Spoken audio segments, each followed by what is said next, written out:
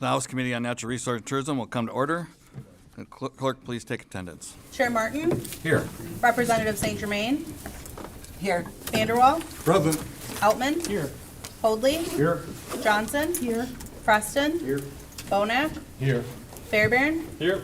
Wertz. Here. McFall. Here. Scott. Present. Weiss. Here. Arbit. Foreman. Present. Myers Phillips.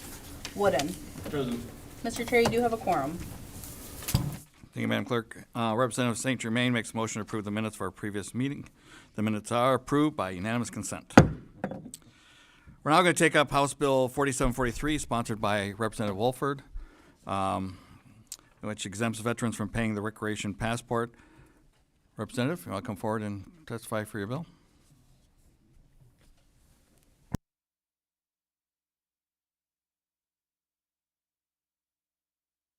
Good to have you here, Maureen.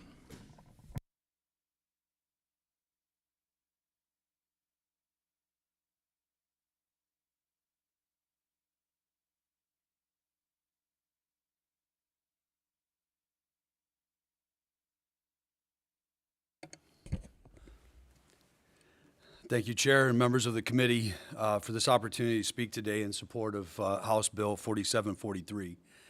House Bill 4743 proposes a simple but a meaningful amendment to the Natural Resources Environmental Protection Act. It would exempt Michigan veterans from the requirement to purchase a recreation passport to access our state parks and our public lands. Our veterans have answered the call to defend freedom, often at extreme personal cost. They have faced hardship, endured long separations from their loved ones, and carried the weight of duty with honor. And when they return home, our responsibility should extend to them beyond words of appreciation. We owe them meaningful gestures to reflect these lasting words of gratitude to each of them. Michigan state parks offer more than scenic views. They provide spaces for peace, reflection, and connection. For many veterans, these natural areas are places to heal, spend time with their families, and enjoy the land that they help to protect. Again, to help in the land that they protected.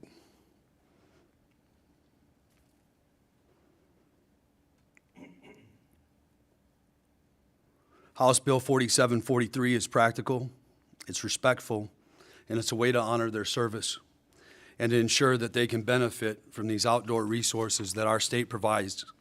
And importantly, this exemption applies to all veterans, regardless of discharge status or service era.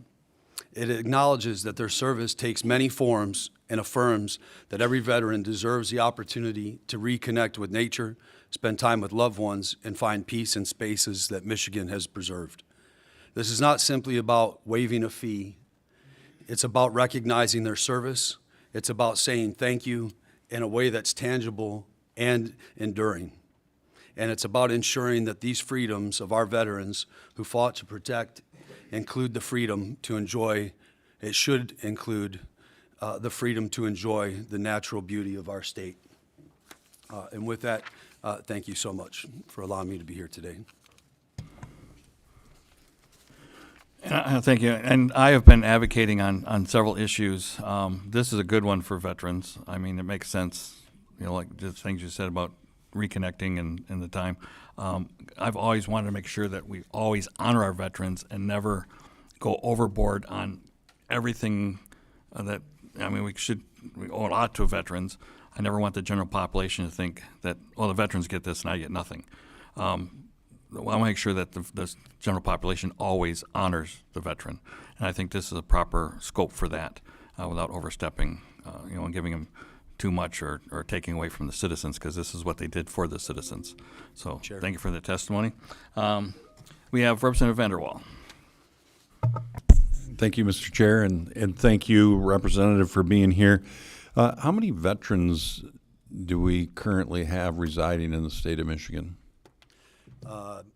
That's a good question, and I don't have that answer, but as we were taught in the Marine Corps, I can find that out and get it back to you, sir. Yeah, I think somebody's just going to point it out to me. I appreciate that. I know I've worked very closely with, some areas to bring in the state cemetery up north, and I know it's extremely important opportunity to make sure our veterans, can freely move around the state and access things. So I appreciate you bringing it forth, and thank you again. Yes, sir. Thank you. And that'd be 5.6% of the state. That was back in 23? So over 500,000. 440, yeah, less than 500,000, yeah. Yeah. Thank you. Representative McFall, or Vice Chair McFall. Thank you. Thank you, Chair. Thank you, Representative, for bringing this forward. I really appreciate that you're bringing this forward. The only thing that I would probably add to what you said was the mental health, because I'm a big mental health proponent.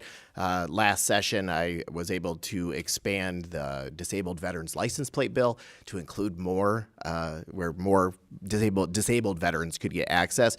And one of the main things I was hearing from some of the veterans that wanted it was the mental health aspect that nature provides, getting out, going to the parks and getting out of the house and those types of things. So I really appreciate that you're bringing this forward. So thank you very much. You're welcome. Representative Altman. Thank you, Mr. Chair, and thank you, Representative, for testifying in your legislation. Representative McFall sort of touched on my question, and I wanted you to paint a picture for the committee about the outdoor benefits to the veteran population. Have you seen encouraging results from that? Absolutely. You have to remember whether someone was deployed in combat or those that served, there's a form of PTSD, small places, being in groups of people. This gives people the opportunity, these veterans, the ability to go and be out in public, but also, on their in their environment where they're not inundated with a whole bunch of people around them, so to speak. And I do want to say, and I'm not going to be apologizing for these stories, but I want you to hear two, and these are two of millions of stories that you will not hear from veterans because they won't talk to you about them, but they will talk to each. The first is a friend that I was in the Marine Corps with who retired just 3 years ago. And I asked him, I say, bro, when you, what keeps you up at night? And he said, with all the things that I've seen in war, he said, we had gotten a call where this joint task force, we had asked them to make sure at night that they closed the hatch on their tanks. He said, but the desert's so hot that they left it open. And they said the enemy came in and dropped 5 frag grenades inside of this tank.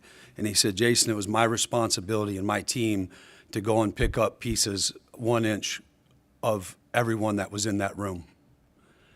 The other story is Corey, a Marine who was blown up in Afghanistan, spent 3 years in Walter Reed, 3 years in hospital, 30 surgeries.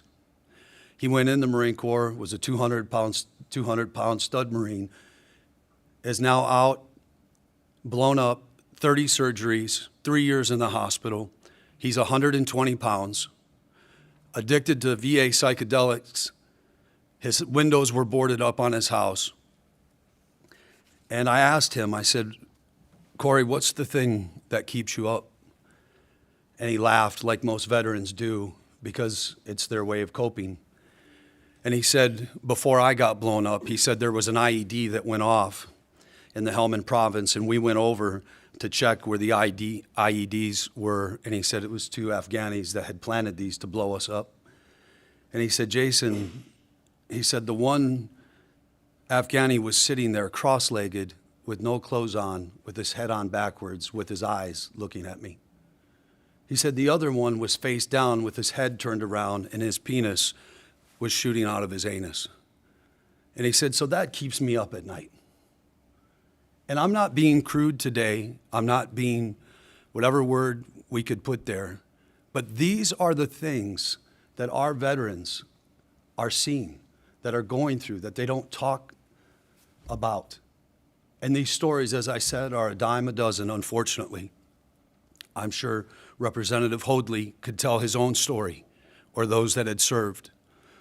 And so this is important. This is important for our veterans.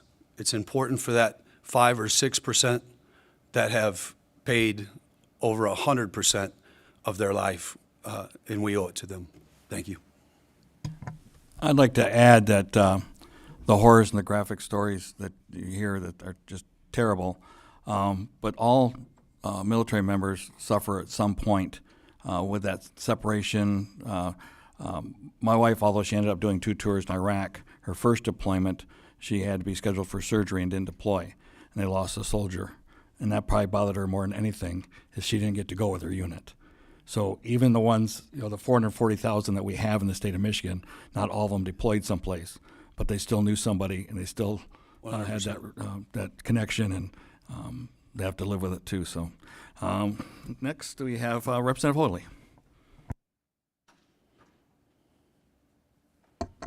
Thank you, Mr. Chair. Thank you, Representative Woolford, for your efforts for our veterans.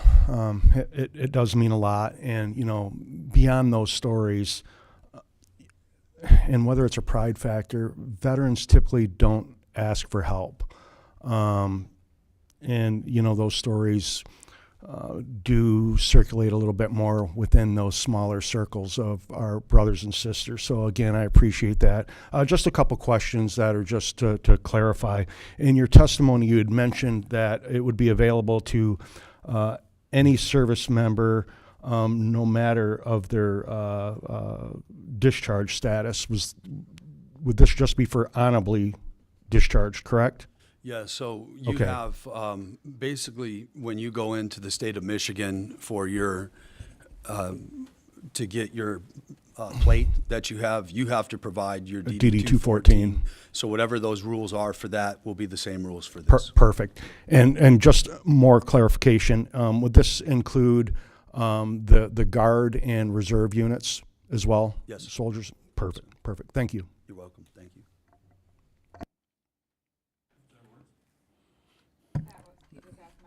Thank you. Representative Wooden. Thank you, Chair. And I believe my question may have been answered, but I'm at least going to reiterate it just to make sure I understand. One, thank you for your testimony. Very moving, and I certainly appreciate what you're trying to accomplish here. I was curious for, as I'm reading the bill, it's going to require the Department of Military and Veterans to develop the alternative hanger, sticker, hang tag to verify status. Was the rationale for having that rather than just waiving the fee to get the recreation passport in and of itself, so that there was an appropriate tool to verify honorable discharge status? Is that the rationale for requiring the second hang tag? Okay. Yep. Appreciate it. Thank you. You're welcome. And Representative Weiss. Thank you. Thank you for this. Thank you for your testimony. Just wanted to clarify too, this is just for honorably discharged, not for active duty military. Is that correct? Well, I'll have to check. Okay. I'll have to look into that. If I'm not mistaken, active duty already have that privilege. Yeah, Oh, they do, Okay, actually. great. You do. Perfect. Thank you for that. Thank you. Appreciate that clarity. Appreciate it. Thank you, Chair. Appreciate it. Representative Scott. Thank you. Thank you so much for your testimony and advocating for veterans. I have so many in my district that would really appreciate this. But just really wanting to know, what will be the fiscal impact on the state with the loss of revenue that, the veterans are now getting this free pass? Do you have any idea? It says that this bill will take somewhere between $2 and $4 million from the parks budget, but I want to keep this friendly today. So I will say this: if we can't find 2% in an $85 billion budget, or wherever it's at or ends up, I think it would be a dishonor, regardless of Democrat or Republican, for us not to hold that department accountable to get things in order, to make sure that this gets done. Great. Thank you. Thank you, ma'am. Thank you, Representative. I think that finishes everybody's questions. Thank you. It's an honor to be here before all of you today. Thank you so much. God bless you. Thank you. Now we have from the DNR, Chris. I guess you're going to speak separately to both bills because of the the way they're worded and covered, so we'll take care of 4743. No position wishing to speak. All right. Thank you, Chair Martin, and thank you, members of the committee. Been up here quite a few times, so no need to reintroduce myself, but I am the legislative liaison for the Department of Natural Resources. Thank you for the opportunity to come testify on 4743. I've had conversations with Rep. Woolford's office on this bill. We look forward to continue to working together on this bill. But just want to come to address any questions, provide a little bit of context. I know, Rep. Scott, you had the question around budget. And the reasoning for no position on this bill today. We have supported this legislation in the past, but we are looking for an avenue forward on how we can be sort of work on that budget, work on a way that we can make sure that veterans are getting that appreciation and that gratitude from the state of Michigan, have that access to our state park system. And we also are able to work on our budget end, make sure that we can continue to provide our incredible park system to the residents of Michigan and to veterans. Just to provide you a little bit of context on our park system, so we have 103, soon to be 104 state parks. I think everyone on this committee can agree that it's one of the focal points of outdoor recreation opportunities in our state, something that we treasure, and adds quite a bit to our local economy. So we experience about a little over 38 million visitors per year. We have roughly anywhere from 1.3 to 1.4 million camp nights per year, which contributes to the state's $54 billion tourism industry. So this is a big component to not only our residents within the state of Michigan, but bringing folks in from outside of Michigan, from across the globe, to come visit our great state and experience our natural resources and our state park system. I will say, though, on the budget side, we're very much based on a user fee-based system. So our park system operates majority by restricted funds, and the bulk of that budget, around 77%, comes from our recreation passport sales and comes from our camping reservation fees. So that's quite a significant portion of our operating budget, and that money goes towards annual operations, goes towards maintenance of our parks, goes towards capital outlay projects. And while that revenue is significant, it means a lot to us. It really only scratches the surface for the need that's out there in our state park system. So currently, as it sits, we have over $500 million in capital outlay projects that are left unaddressed. And again, a big part of that is because we are very reliant on that user fee-based system. It's all restricted funding that, we hope to bring in more visitors every year, obviously, and we want to increase that revenue coming to the park so that we can provide a better product for the residents of Michigan and for all of our visitors who come from even out of state. With that being said, we obviously deeply, deeply appreciate the selfless sacrifice that our veterans have made, not just Michigan residents, but our country's veterans. We have a deep gratitude, and it is why we have supported this legislation in the past and hope to get to that point this session as well. Again, it's just going to be working on ways that we can maybe bring in additional revenue. I know in the past we've looked at changing our model to an opt-out version for the recreation passport to try to increase participation in purchasing our recreation passport. But we are also open to other conversations of how we can increase revenue into our state park system. And again, been in contact with Woolford's office. I'm open to conversations with any members of this committee or any member of the legislature on creative ways to do that, because I think we can all agree that investing in our natural resources and our parks is important. So with that, I appreciate the opportunity, Chair Martin, and happy to answer any questions from members. We do have a question from Representative Warts. Thank you, Mr. Chair. So just a couple questions, I guess, for you. So I was in South Haven this weekend, and they had a veterans parade through the river, and they spend the morning, they take the veterans out and let them fish for free, and then bring them through, all sponsored by their VA. And I just thought that was really nice gesture, and kind of thinking this through, and in just what you said, if we're offering this as a free to get into the parks, but the veterans would still have to pay to camp, correct? So currently in statute, there are provisions built in where, in that situation, where there's a certain, whether it's a sponsored event, either by a local municipality or a state-sponsored event, or however it's set up, or around the free fishing days, for example, We have the ability as a department to temporarily waive that fee to allow access to parks. The camping component is a little bit different, where you would still have to reserve a campsite, and that's solely because our statewide reservation system is all computerized. I mean, we'd have to have those reserved ahead of time so that other folks, don't overbook them, But currently in statute, we do have the ability from the department perspective. Again, it's not a waive the rec passport entirely for the whole year, but in certain instances where we have events or situations like that where there's free access on a free fishing day, that we have the ability to waive that at a certain park for a certain period of time. Right, I understand that. I guess what I'm asking you though is if we provide a veteran with free entry to get into the park, okay, but then you said a significant portion of where your revenue comes from is from camping. We aren't waiving the camping fee, right? Correct. We're only waiving the registration fee. So that could be a nice compromise, and maybe we even promote a veterans camping weekend in those communities, and that it's free to come and get in to the, you have your free recreation pass, free to get in, and then we offer camping that's very affordable. And so that could be an avenue forward in a compromise. Sure. Yeah.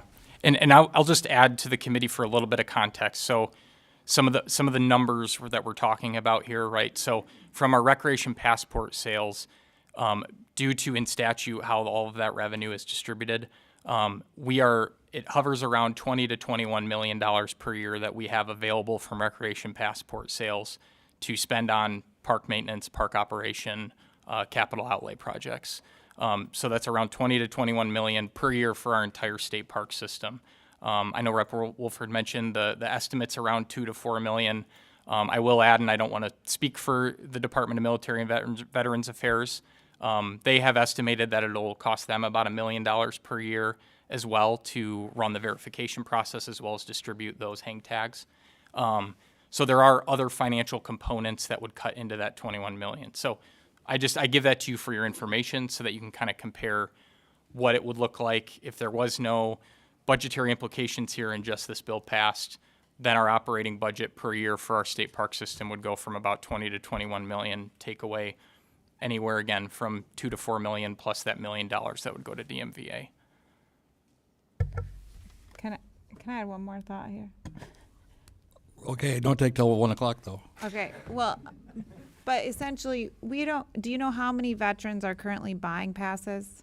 That's the problem too, right? And that's why it's sort of a vague estimate. And I'm aware that might be a little frustrating. I mean, we don't currently track how many people buying the rec passport are also veterans. We don't ask that at any point in the process, so it's difficult to track that right now. I guess that's more of what I was trying to get you to see, is that ultimately you have less than 6% of the population that's veterans. If we're now going to offer them a free entry in, and then they realize, oh, by the way, I could camp here, you could actually offset the loss and have a gain because they would actually be taking advantage of your camping. And especially if you promoted that and offered that as a veterans camping weekend, yes, they would have to pay for camping. But I think there's another way to look at this than this is just what we're losing. No, actually, this is what you could be gaining. Mm-hmm.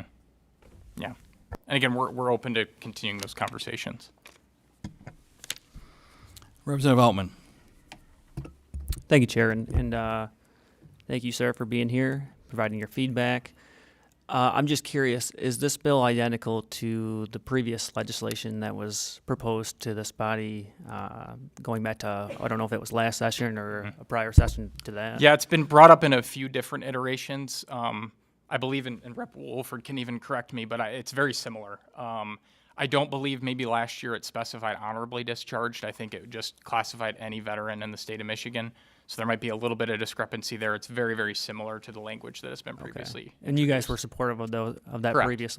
What got you over the finish line to supporting it last Well, term? it was a lot of discussions around ways that we can work with our budget as well as provide free access for veterans. So last year, for example, there was sort of a 3-bill package, right, that went through, that didn't go through. It was, it actually passed the House last year. It was sitting over in the Senate, didn't get across the finish line. It was the veterans exemption piece, again, very similar to this legislation. It was tied to moving the model of the recreation passport to somewhat of a version of an opt-out. All it really did was it changed the interface a little bit on Secretary of State's website, so that sort of the first option you saw was you can purchase your recreation passport for access to state parks and boating access sites. So we felt, from the department standpoint, we might be able to raise participation a little bit that way and recoup some of that money through higher participation. And then there was a third bill that looked at how that revenue is distributed on the back end when we collect that revenue. It provided a little bit more money to the local component, which I believe MParks will address as well. So Okay. And I guess my next question is, very briefly, what could get you on board this time around? Again, I think we're open to many ideas, right? That opt-out idea is out there. It's in the executive. That's not gonna fly. Are there other alternatives that If it might doesn't, we're open to address? that conversation, whether it's maybe looking at what are we charging for the recreation passport, what are other areas that we can maybe try to increase revenue. Again, a big part of it, and it's nothing to do with the veteran component, right? I understand. We appreciate it. Yeah. We respect it. With Rep. Woolford, let's keep it nice here, right? But it's just making sure that we have the money to continue to operate our park system. Yeah, and no, make I sure we can understand. You provide that guys, I product. know Yeah. you guys aren't opposed to veterans by any stretch of the imagination, and you have a sole focus to take care of, improve our park system. I'm just trying to find a way to get you guys on board. I would love Sure. to see this legislation passed, Yeah. and would love to continue that conversation with Yeah. you. But thank you for being here. Representative Preston. Thank you. Moving on to Representative Hoadley. Thank you, Mr. Chair. Thank you for your testimony. One thing as far as the mindset with this type of legislation, and I'll say this for this whole bill package, is veterans aren't looking for freebies and giveaways. So we don't want to approach it from that mindset. This is something that I believe we've earned for these type of programs. So I would hope that we will look at it through that lens of how we provide this, of not how we say no, right? And I'll hit on Business 101 as well with, participation will perpetuate more participation, right? So these veterans have family, they have friends that want to join with them in these outdoor recreational activities, and that may pull in other possibilities of people that weren't purchasing them before so they can hang out with their families. And then we get into the educational things or special things like what Representative Warts was talking about, more of education of how to take advantage of these programs. One thing I'll say about the veterans community is most of us are unaware of what's even available to us. There's no information out there of benefits and the help that's available to us. So I would hope that we could focus more on being informative. And again, I can't stress enough looking at this through the lens of what was earned, not what is being given away. Yeah. Thank you. I appreciate that lens, Representative, and I want to view it through that lens as well. I do view it through that lens. We would like everybody in the state of Michigan to come to our state parks, right? And so I want to view it through that lens as well. Again, open to having those conversations on how we can get more folks out to our parks, and I appreciate that perspective. Yeah. I agree with Representative Hoadley. Although I retired, and so the first of every month, the taxpayers of America thank me. The people that served, the service members that were just there 3, 4, 6 years, 10 years, they don't get that same benefit. So it is a thanks to their service, and that's a far more majority of veterans than the retirees. Representative Weiss.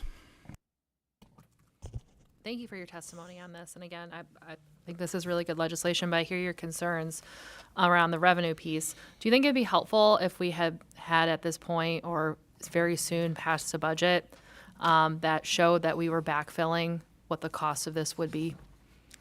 I think we're entering, I think budget negotiation season's ramping up, and we are, again, looking forward to having conversations around what ways we can move forward on our parks budget in particular for this legislation.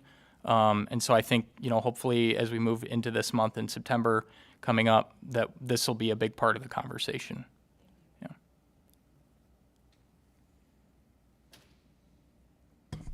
Well, thank you, Chris. Thank you. Yep. And we'll have you back up briefly for the Gold Star. It's very similar, but it does take care of two different. I don't have to come up, but it's very similar testimony. Just fewer people. Now from MParks, we have Nicole Fisher, Executive Director with MParks. She does have PowerPoints, slides. The slides that particularly apply to the passport would be appreciative, so you can keep down to about 3 minutes. So, and we'll have you some other time for an overview for the rest of the stuff if needed.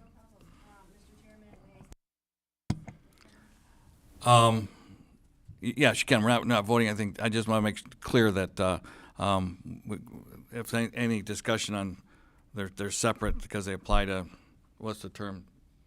Apply to the same sections. So we have to make sure that they, if a question came up on amendments, how that would be handled. So that's why they're separated. Okay.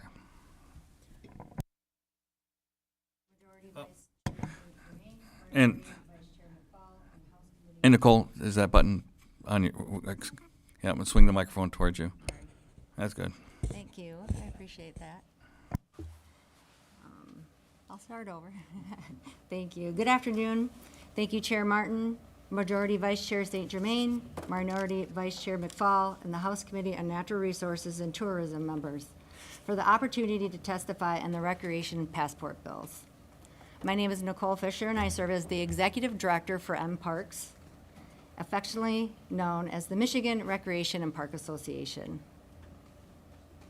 Patrick Linehan, Director of Genesee County Parks and a member of our Advocacy Committee, cannot attend today's hearing. However, he has provided written testimony for the committee's consideration, which underscores Genesee County's strong support for the recreation passport and the need to modernize the program. Parks has been the voice of Parks and Recreation in Michigan for the last 90 years. We represent more than 2,400 professionals across 160 municipalities, including local, county, state, and parks and recreation leaders, vendors, allies, and students. Our mission is simple. We advocate, we teach, we inspire, and we unite because recreation matters. The Recreation Passport Program continues to serve state and local parks while making it more accessible, inclusive, and effective in supporting community health and well-being. When considering the proposals before the committee today, it's essential to examine the entire Recreation Passport Program, its structure, and what the revenue supports. A Recreation Passport is not just a user fee to access the state parks. The Recreation Passport Program is a vital funding source for Michigan's park infrastructure, playing a key role in maintaining and improving state and local parks, which benefits all users. Currently, the Recreation Passport fee revenue is distributed annually as outlined in Section 2045 of NREPA. So on the screen today, you'll see, there we go. You'll see how the revenue is allocated to support both state and local parks. So first off, $1 million goes to the Secretary of State for administrative costs, $10.7 million to the State Park Improvement Account, and over $1 million to the Legacy Funds Waterways account. Of the remaining revenue, 90% supports state parks and recreation areas. And many are surprised to learn that 10% goes to local public recreation facilities through a grant program, with the remaining 7% allocated to the Forest Recreation account. Since the program's inception, since 2011, members of this committee have collectively represent districts that have received over $11.5 million in Recreation Passport local grant program funding. These dollars supported dozens of projects from new playgrounds and trail improvements of park renovations in communities across your districts. The demand for park funding continues to grow where available support remains insufficient. In 2023, local communities requested $5.5 million, but only $1.9 million was awarded. And in 2024, requests climbed to $6.7 million, yet available funds remain limited at $1.9 million. And these numbers do not reflect the staggering number of communities that need help but choose not to apply because the available funds are so limited and competitive. Communities across Michigan are doing more with less but the need remains evident. We appreciate the committee's interest in taking up House Bills 4672, 4673, and 4743. We welcome the discussion on ensuring our parks remain accessible to all Michiganders while honoring those who have served and sacrificed. However, we believe these bills are just one part of a much larger conversation.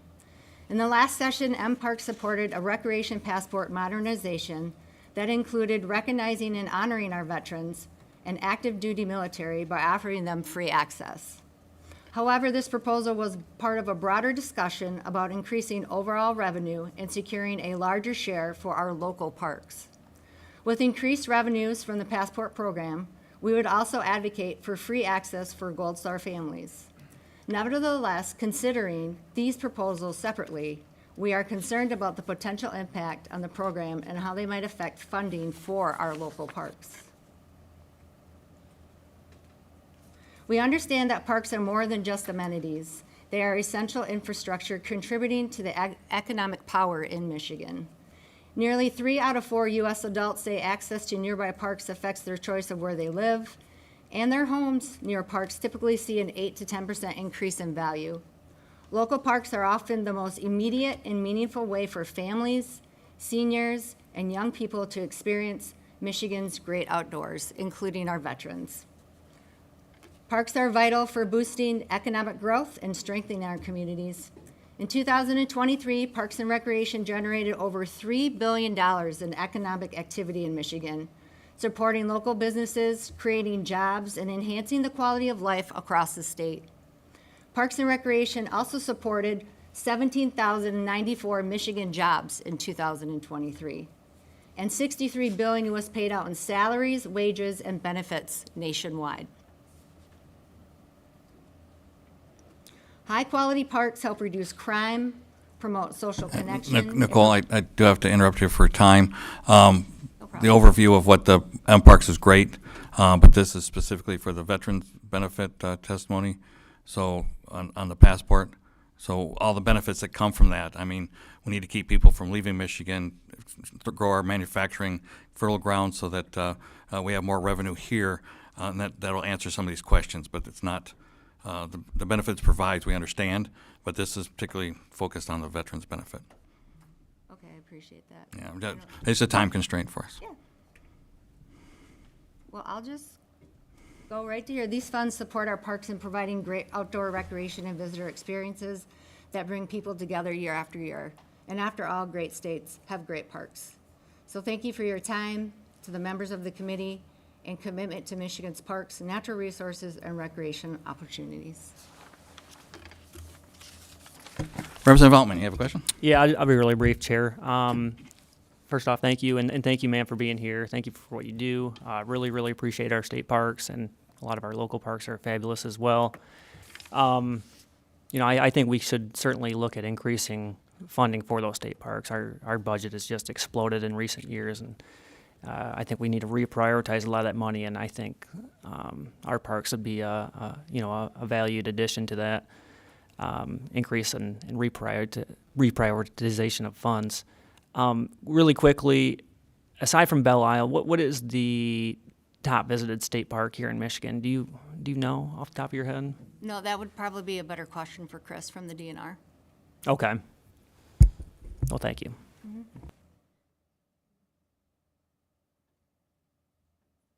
Okay, thanks, Nicole. Appreciate it. Thank you for your time. We have one add-on wishing to speak in support of the bill. Mr. Michael Green from the American Legion Department of Michigan. Thank you very much. I'd like to hear from the American Legion as the past commander of Post 267 in Davison.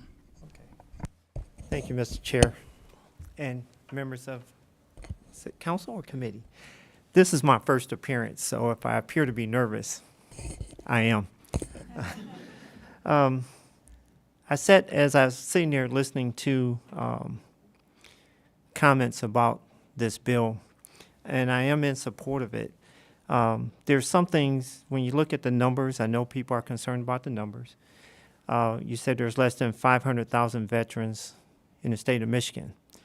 But if you take away the veterans in Michigan that's rated at 100%, and thank you for the most recent change, I think it's 50% now, that has the veterans license plate, they have access already to state parks. And then when you take away the veterans that's say disabled or have mobility issues or in convalescent homes or in the VA hospital, they're not going to be visiting parks. They're not able to. So even though your numbers may say 500,000, you're not going to have that many that's going to be active in this program. And as was stated earlier, it could open doors for other revenues for state parks with the camping and things of that nature. I'm not going to share with you horror stories, but I've served this country in the Marine Corps under 4 different presidents, all the way back from Reagan to George W. Bush. And the one thing that I'm very passionate about now, in my role, I'm part of the legislative committee for veterans for American Legion Department of Michigan, is the numbers that's concerning are the suicide numbers.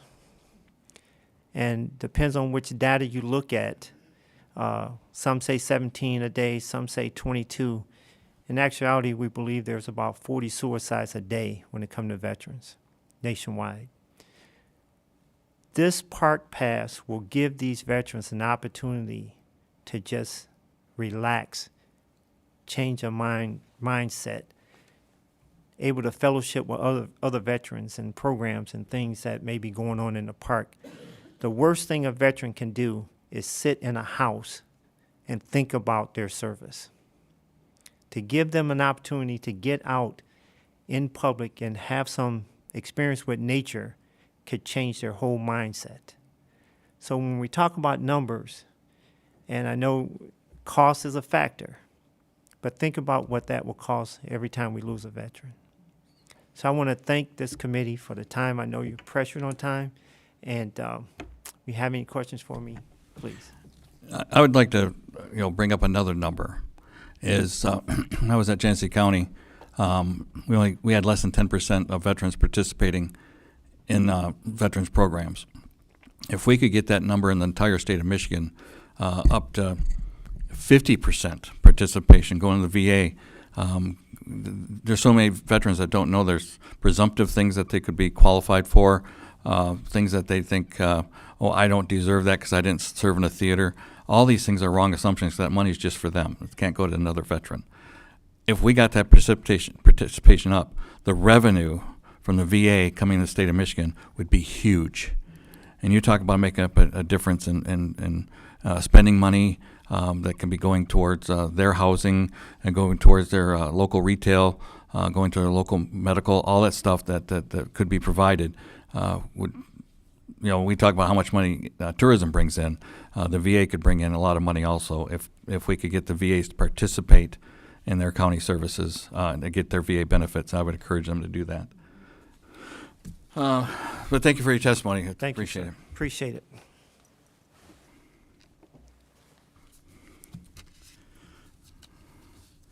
Okay. Making sure I'm on the correct ones here.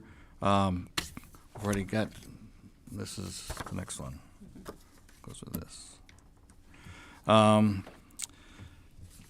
So now we're going to take up House Bills 4694 and 4695, sponsored by Representative Markkanen. It deals with revisions to the Recreational Authorities Act. Glad to see you, and if you want to bring Rich Bauman, Director of Policy with the Nature's Conservatory, up at the same time, supporting the bill, we can move right along with it. Thank you. Thank you for representing the very tip of Michigan. Thank you, Mr. Chair and members of the committee. Appreciate this opportunity.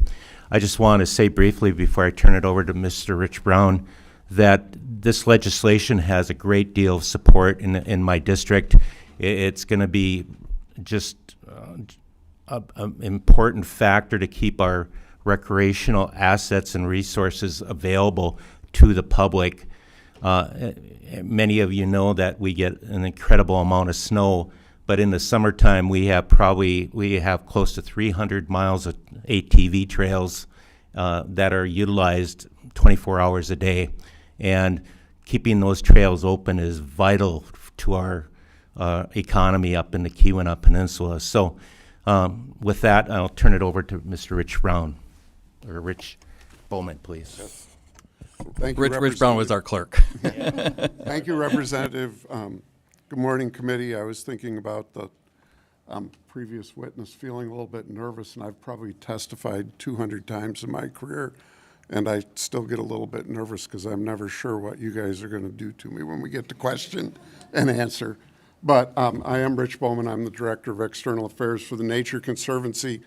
These bills are a set of technical amendments to the Michigan Recreational Authorities Act to allow us to create what we actually are referring to as a Recreation and Natural Resources Authority. When the Recreational Authorities Act was first created a little over 20 years ago, it was to create a mechanism to allow communities to work together to build recreational assets like swimming pools and tennis courts and various facilities. And particularly I was visiting with my friends at MTA yesterday who had worked on it, and it really came from Representative Casperson and trying to create a mechanism where multiple communities could work together on trails that cross lots of jurisdictions. But it never anticipated some of the things that you need to do to manage natural resources, like the ability to sell timber or to sell carbon credits or to enter into various contracts. And so these amendments allow us to do those things. I'm going to take just a minute and talk about what precipitated us seeking these changes. As was mentioned, Representative Markkanen's district includes the tip of the Keweenaw Peninsula, and about 5 years ago, a private equity fund who owns a lot of forest land in Michigan put 32,400 and some acres up for sale at the tip of the peninsula. And we have almost 2.5 million acres of that kind of land, almost all in the UP. I'm going to show you a map of it a little bit later. But it actually was an existential threat to that community because the trails that the representative mentioned earlier crossed that property multiple times, and aside from year-to-year agreements, they had no legal right to be there. And that's true on much of our trail network in the Upper Peninsula. Most of it is not with any kind of a permanent easement, and if a landowner of even a piece as small as 40 acres changes their mind about that trail, you don't have a trail anymore, you have two trails, and they don't go anywhere. And so the community organized and reached out to the state of Michigan and said, we need you to buy this land. And the DNR at the time responded, we don't really want to. And it was because they didn't want to take on the additional management of another 32,000 acres at the tip of the Keweenaw Peninsula. And so the community said, well, buy it and we'll manage it. And the agency was rightfully a little skeptical of that because there are only 2,200 people in that entire county. And the leadership at that time believed that it was only, if they did that, it was only a matter of time till they got it back and they had to manage it anyway. And so we were not terribly involved in that. We do own 3 nature preserves that I'm going to go ahead and go to the map so you can see this. This is the property that we're talking about. The green, which is kind of light green, and the yellow is the subject property that was put up for sale. The green that surrounds it, that's crosshatched, is current state-owned land, and those 3 gray pieces that are labeled are 3 Nature Conservancy preserves.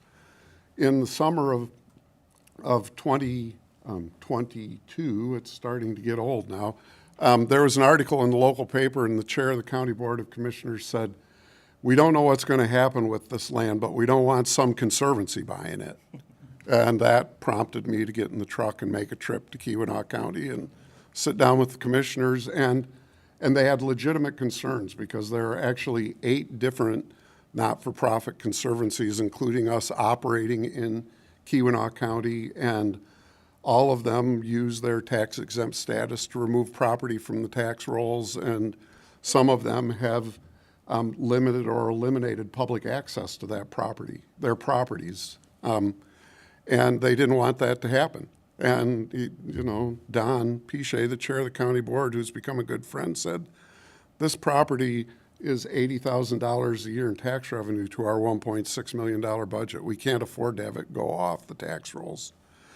That caused us as an organization to get interested to see if we could do something because, as I said earlier, this is not only the tip of the Keweenaw, this is the tip of the iceberg on this issue. There's another 2 million plus acres owned by private equity concerns that will eventually come up for sale, and that, just like this was an existential threat to that community, that 2 million acres, depending on how it comes to the market, could be an existential threat to local economies across the state. So we started working with the DNR, with the local community over the course of a, oops, push the wrong button as I often do.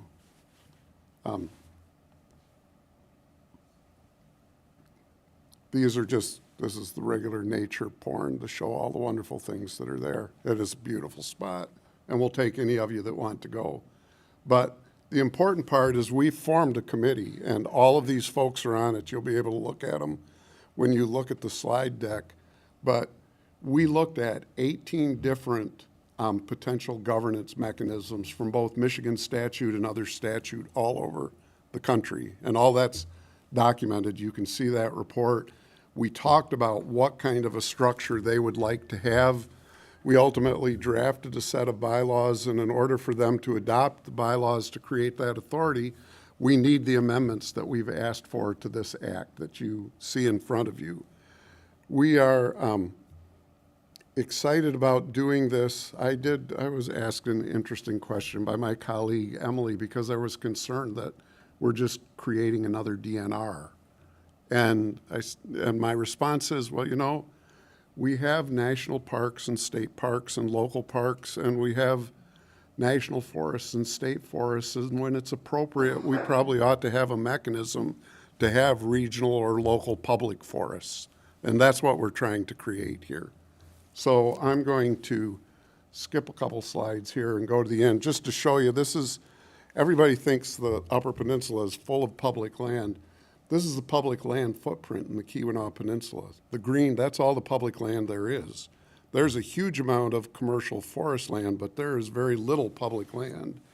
This slide, that's what it does, the public land footprint, adding this. This is a big deal for this community. This is really important to them. And finally, this is, and I'm sorry that it's small because I'm trying to get the whole UP in, but this is the footprint of the private land, non-industrial forest land ownership in the UP today. It's scattered in among all of our public lands, and it's going to be an issue for us to discuss at another committee meeting because, as you can see, this is land that was formerly owned by mostly timber companies. A big chunk of it was owned by Ford Motor and Cleveland Cliffs and other folks like that.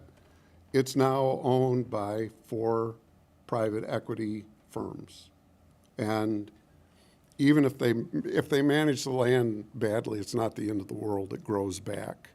There is a question if they cut all the timber and then dump it, what do people do for the next 50 or 60 years while they wait for it to grow back? And that's a question we ought to talk about.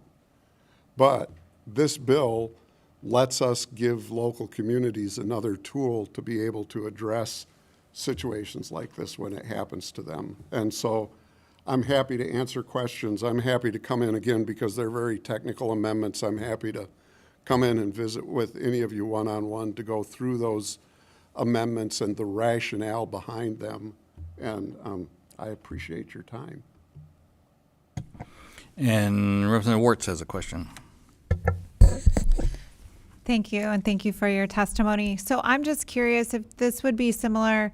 I live near Indiana, and in northern Indiana, and the state of Indiana has a program of kind of nature conservancy as far as collectively preserving ground. I believe Ohio has a similar thing because we have family property that's in a conservancy for 99 years. Is this similar to that? Is that what this would be? This really, those mechanisms exist, but the big difference between those mechanisms that you're describing and this is that those mechanisms are private mechanisms. The property is in private ownership. It has restrictions on it that's held by another entity, but we are a private entity. This is a mechanism to have a different type of public ownership. This would be a local public forest. So would it be a nonprofit? It'd be a unit of government. It creates an authority, just like you have a solid waste authority or a lot of fire departments or authorities, or this is a special purpose unit of government for the development and management of recreation and forest facilities. Got you close to 1 o'clock, Jennifer. So, before I go to Representative Wooden, so as a conservancy, what is the forest management plan? Any commercial use, fire management, also, you know? Yeah, all of those things. This particular transaction, the way we anticipate this transaction going is we stepped in and purchased the land. We wrote a $39 million check so that it would not be bought by somebody else. We are in the process of helping the DNR secure the dollars to buy it from us. We're going to sell it at the same price we bought it for. We're not making any money on it. And then on the, I'll try to go back really quick. The purpose of this slide right here is the current plan is the part of it that's green will be bought from us by the DNR, and they will continue to manage that as a forested recreation area at the tip of the Keweenaw. The part of it that's yellow, the DNR will buy from us, but because they don't want to manage it, it will then move either through some type of title transfer, which they have the authority to do with a reverter, or some type of a lease arrangement to the local authority. So the local authority will actually be the governing, managing body on that yellow land, and it will be working forest, it will be recreational use, it will look a lot like our state forests do, except it will be under the governance of a local entity, not the state. And all the local agreements with private landowners for ORV, snowmobile trails all remain in place up to the condition of the condition of the private property owner. I mean, I will say that when we purchased this property, we made an offer on behalf of the DNR to buy easements on the rest of the trails down the peninsula, and the property owner said, we're not really interested. I mean, they know it gives them leverage. Right. But as long as they stay as part of it, Yeah. all of our tourism is good to go up there. For all the saloons, bars, hotels, gas stations, on and on and on. Good. Representative Wooden. Asked and answered, Mr. Chair. Thank you. And just always got to love that I got to drive to Lansing to see one of my constituents. Good to see you, Rick. Good to see you, Representative. You're doing a great job. Very good. Thank you very much for that information. We'll now go on to, let's see, 467273. Wishing to speak, no position. Chris Simic, you wish to make comments? Oh, I thought. Really, no, for time's sake, no additional testimony, just same context as Rep. Woolford's vet exemption bill. I will answer Rep. Outman. I know you had the question about state parks, so I like answering this question because I was raised on the west side of the state. We call it the Gold Coast for a reason. So, and that whole line of state parks is really after Belle Isle, Mackinac Island. It's Traverse City, Ludington, right in Rep. Vanderwall's district, Grand Haven, Holland, are some of our more visited state parks. I got too many cards from you. So I jumped. I'm I making jumped your the bill. clerk's life easier. I know she's looking at me. You know, she's like my shins are bruised at the moment. Yeah, I jumped from because of the wishing to speak. I should make a comment that in support, not wishing to speak, it would be on these bills. But let's see. Let me get these read in first, though. So I guess we jumped ahead, but we got you on record on that. Yeah. So, okay, so to continue on 46, 94, and 95 then. Not wishing to speak, supported the bill. Nicole Fisher, M Parks, I already mentioned that you supporting the bill. Not wishing to speak. Supporting the, neutral, not wishing to speak, Emily Smith with the Michigan Environmental Council. Supported the bill, not wishing to speak, Jimmy Johnson with the Michigan Association of Counties. Supporting the bill, not wishing to speak, Nancy Leonard with the Michigan Nature Association. Supporting the bill, not wishing to speak, Sean Goman, Keweenaw National Historical Parks Advisory Commission. Supporting the bill, not wishing to speak, Robin Minaguzzo, Keweenaw Community Foundation. Supporting the bill, not wishing to speak, Gerald. I just got through pronouncing one. I'm not going to try this one. Western UP Planning and Development Region. I don't know, between Finnish and native names, it's hard to, forgive me on those. So anyway, so that finished the testimony on the Nature Conservatory. So, and then we've already had yours, Chris, on this one, not wishing to speak, and the Gold Star family one, which we're going to bring Donnie Steele up for, so thank you. And Markkanen. Yeah. So now we're going to move on to House Bills 4672 and 73, sponsored again by Representative Markkanen and with Representative Steele. It would exempt the Gold Star families from paying the recreation passport. And I'd like to hear this. And whenever I do a Memorial Day celebration someplace, we're honoring the veterans of the past and the ones that gave the ultimate sacrifice. I always ask who has a Blue Star family member out there, somebody serving, and we recognize them. And then I always just go on and say, and for the Gold Star families in our presence, we honor your sacrifice, but I don't ask them to identify themselves. So this is a big deal, real big deal. Thank you. It was brought to me by a constituent, and so I just moved forward with it. But it's similar to Rep. Woolford's, but it's honoring the families that lost a loved one in combat. And so thank you for allowing me to speak on Bill 4672. And what it does is it amends the Michigan Vehicle Code to allow this legislation to exempt Gold Star families who have lost an immediate family member in service to the United States Armed Force from paying the recreational passport fee as outlined in the Natural Resources and Environmental Protection Act of 451. With proper documentation, these families would be allowed to access state parks and recreational areas without the financial burden. And it's a modest cost, so we know that it's $14 per vehicle and $7 for a motorcycle when purchased on your license plate renewal, and it allows you entry to the parks.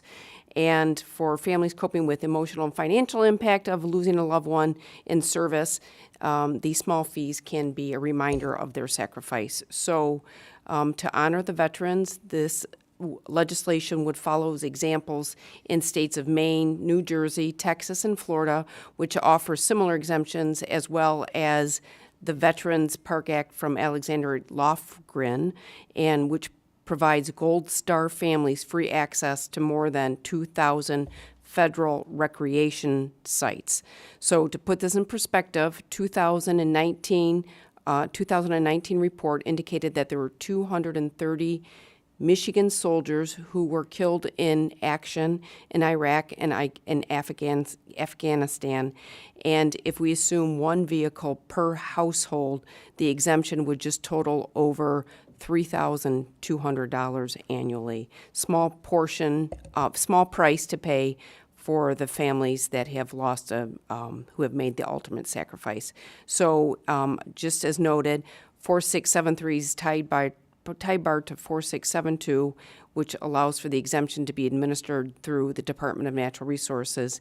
And I thank you for the opportunity to present on behalf of this legislation for our Gold Star families. Representative Markkanen? Yeah, thank you, Mr. Chair and members of the committee. House Bill 4673 is a companion to House Bill 4672, and the two bills are tie-barred to move forward together. My bill amends the Natural Resources and Environmental Protection Act, PA 451 of 94, to provide Gold Star families with free access to Michigan state parks and recreational areas. Now, let me be clear, this is not about handing out perks or special favors. This is about respect. It's about recognition. Gold Star families are the ones who paid the highest price.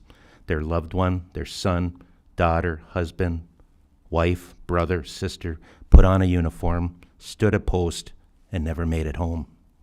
As a veteran myself, I understand that freedom is never free. Every veteran knows the risks that come with raising your right hand and swearing an oath to this nation. Some don't come home. And when that happens, the families left behind carry the burden for the rest of their lives. They live with an empty seat at the table, a folded flag, and the knowledge that their sacrifice was for this country. This bill doesn't pretend to repay that sacrifice because nothing could. But what it does offer is one more way for Michigan to say, we see you, we honor you, we have not forgotten you. Allowing Gold Star families free access to our parks and recreational areas is a small but very meaningful token of gratitude. It gives them the ability to connect with the outdoors, find peace in nature, and know that their state recognizes their loss. At the end of the day, this bill is about respect for sacrifice and about keeping our promise to those that gave the ultimate price. That's why I'm honored to sponsor it, and I ask for your support in moving it forward. Thank you. Yes, very, very heavy stuff. To qualify for the passport, they would not have to have a specialty plate. They would just get the passport waived. They wouldn't have to have a required plate that did that. That's what I understand. So good. So they still going to Walmart, they wouldn't be standing out as something they didn't want to have to be publicly known. They stay anonymous. Yes. Okay. Any other questions? Representative Bonin. Just one quick question. How will Gold Star families be notified about this this perk of getting? I would envision working through veterans organizations like the American Legion, the VFW, and local groups. We get the word out pretty rapidly, I'm sure. Okay. All right. Thank you. Yep. We read in all the cards. Representative Johnson moves to excuse absent members. There being no objection, the motion prevailed by unanimous consent. We are planning to meet next week, which is August 27th. There being no further business come before the committee will stand adjourned.